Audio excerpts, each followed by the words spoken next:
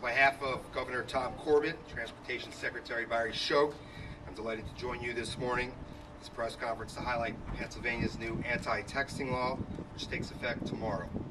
My name is Brad Rudolph. I'm the Safety Press Officer for PennDOT in the 5-county region.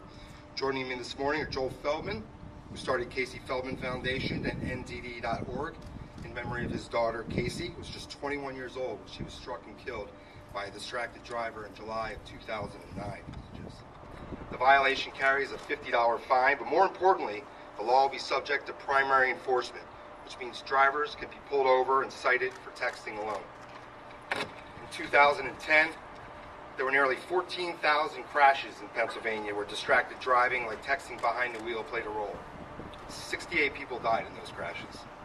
Texting behind the wheel is like driving 55 miles an hour, the length of a football field, blind. Bottom line, if you have the urgent need to text, pull over, stop the car, and text your message. No text is worth a life.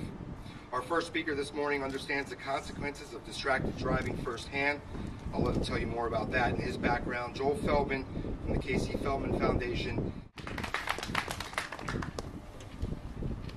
Thank you, everyone. In 2009, 5,500 people were killed as a result of distracted driving. And I'm here today because my daughter Casey was one of those 5,500. But I'm here also to tell you that there are many more types of distractions than just texting, and they can be equally as deadly. For the families who've lost loved ones to distracted driving other than texting, our family members are just as dead as if they'd been killed by someone who was texting. The night before Casey died, I don't know why, but I asked her if she was happy.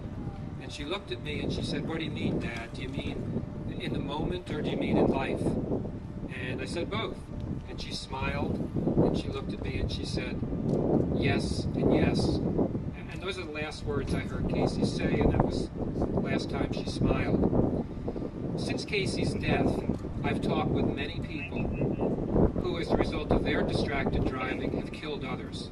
Before Casey's accident, I would drive distracted with Casey and my son Brett in the car, and I bet a number of you and your parents do as well. And you think about that, and you think about what kind of role models we are. We're supposed to be teaching our children what to do and what's safe. And I think all of us should be particularly scared about that our kids are out there driving, and they're exhibiting behaviors, multitasking, that they learned from us. The other thing is, when you think of texting, a lot of people think about young people, probably more young people text, but distracted driving is not a teen problem. When I go into high schools and I talk to kids, I ask them how many of their parents drive distracted, and all their hands go up. How many of them have driven distracted with you in the car, the kids in the car? And most of their hands go up too. So it's a problem for everyone. It's everyone's problem.